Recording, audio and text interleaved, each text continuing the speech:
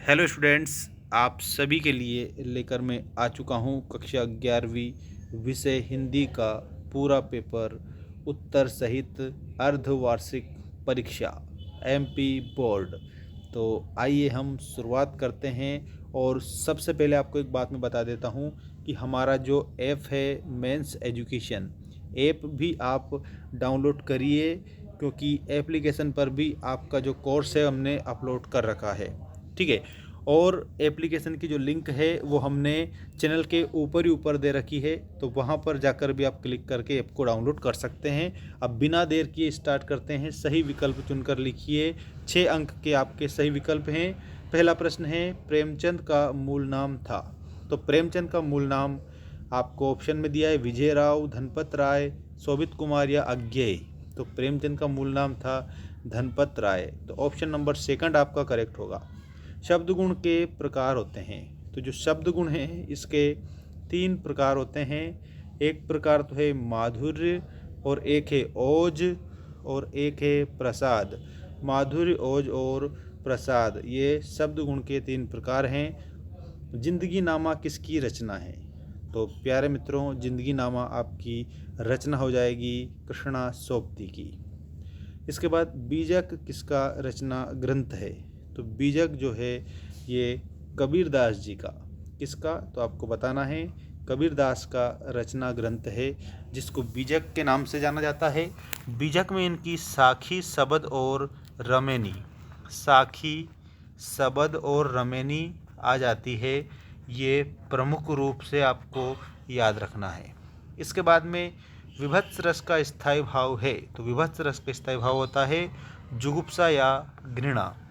वाणी का डिक्टेटर किसे कहा जाता है? ये आपका प्रश्न, वाणी का डिक्टेटर कहा जाता है तो ये कबीरदास जी को वाणी का डिक्टेटर कहा जाता है।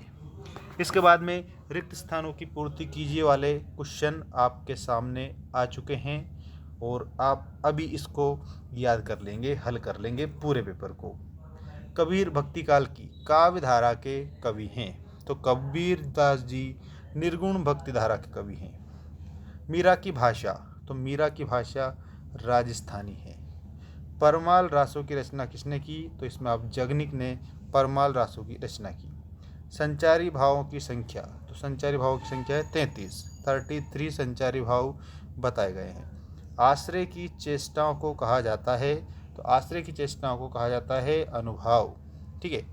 इसके बाद में मासिक वेतन को कहा गया है। तो पूर्णिमा का चांद कहा गया है मासिक वेतन को। इसके बाद देखिए सही जोड़ी बनाइए। नमक का दरोगा, तो नमक का दरोगा ये है मुंशी प्रेमचंद। अपू के 2.5 साल, ये है सत्यजीत राय। हाथ मलना, हाथ मलना का मतलब पश्चाताप करना।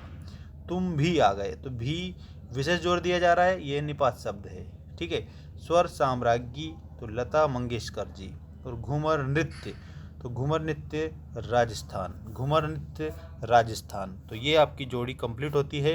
अब सभी स्टूडेंट्स जल्दी से जल्दी हमारे चैनल को भी सब्सक्राइब कर लीजिए, ताकि हमें भी आपके लिए और इम्पोर्टेंट वीडियो लाने के लिए मोटिवेशन प्राप्त हो। देखिए इसके बाद में सत्य असत्य लिखिए वाले क्वेश्चन देखेंगे आप सभी। सदुक्कड़ी भाषा का प्रयोग कबीर ने किया है। तो यहाँ पर आप लिखेंगे सत्य। ठीक है, आपका यहाँ सत्य हो जाएगा। कठोर वर्णों की आवृत्ति माधुर्य गुण में होती है। तो इसमें आपको लिखना है असत्य। विभाव 2 प्रकार के होते हैं। इसमें आप लिखेंगे सत्य। मुंशी वंशीधर के पिता उन्हें ईमानदारी का पाठ पढ़ाते थे। तो इसमें आप लिखेंगे असत्य, क्योंकि ईमानदारी का पाठ वो नहीं पढ़ाते थे। ठीक है। और इसके बाद में आपको नेक्स्ट क्वेश्चन देखना है। पथेर पांचाली फिल्म के लेखक सत्यजीत राय है। तो ये आपका सही हो जाएगा। कोमल शब्द का विलोम कठोर होता है। ये भी आपका सही हो जाएगा, क्योंकि विलोम का मतलब होता है उल्टा। तो कोमल का उल्टा विलोम क्या होता है? कठोर होता है। अब हमारे सामने आए हैं एक शब्द या एक वाक्य में उत्तर दीजिए वाले प्रश्न। हिंदी साहित्य के प्रारंभिक काल का नाम लिखिए। तो हिंदी साहित्य का प्रारंभिक काल जो है उसको कहा जाता है आदिकाल।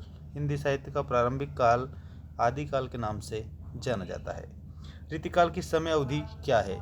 तो आप लोगों को मैंने बताया था कि 1375 से लेकर के तो 1700 तक, 1375 से 1700 तक आपकी अवधि हो जाएगी।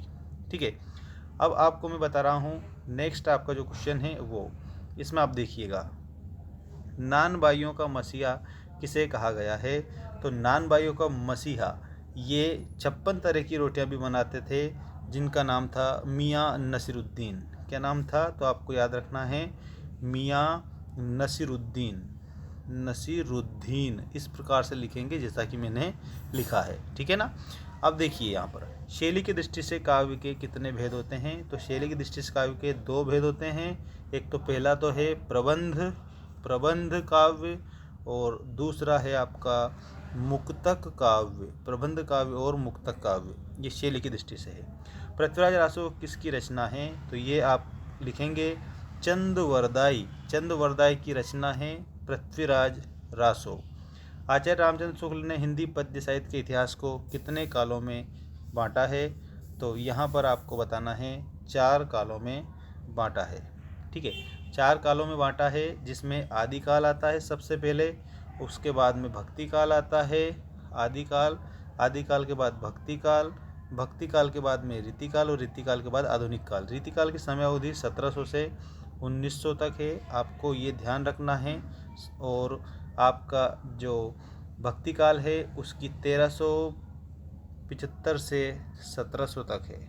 ठीक है, और आपका जो आदिकाल है उसकी आपको याद रखना है, संवत 1050 से 1375 तक है, और आधुनिक काल आपका स्टार्ट होता है 1900 से अब तक। ठीक है, ऐसा आप याद रखना। तो यहाँ पर एक प्रश्न यहाँ पर मैं आपको बताना चाहता हूँ, थोड़ा सा आप प्लीज़ ध्यान रखिएगा अच्छे से। रीतिकाल की समय अवधि 1700 से 1900 तक, 1700 से 1900 तक, और ये आपका संवत में है। किसके अनुसार है? रामचंद्र शुक्ल जी के अनुसार है।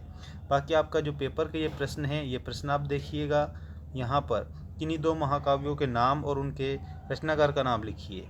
मीरा जगत को देखकर क्यों रोती है? भक्ति काल की विशेषताएं। श्रृंगार रस की परिभाषा, मुहावरा किसे कहते हैं?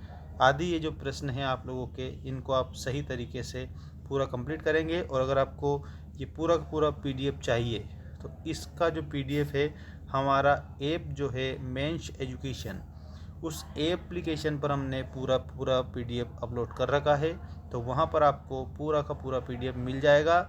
तो आप क्या करेंगे, इस PDF को वहाँ से भी डाउनलोड कर सकते हैं मेंस एजुकेशन एप्लीकेशन पर। और ऐप की लिंक हमने इसी चैनल के ऊपर ही ऊपर दे रखी है, आप जाकर डाउनलोड कर सकते हैं। और गूगल प्ले पर भी आपको मेंस एजुकेशन लिखना है, वहाँ पर भी आपको मिल जाएगी। अगले वीडियो में मिलते हैं, जिसमें आपको एक और पेपर बताऊंगा नेक्स्ट विषय का।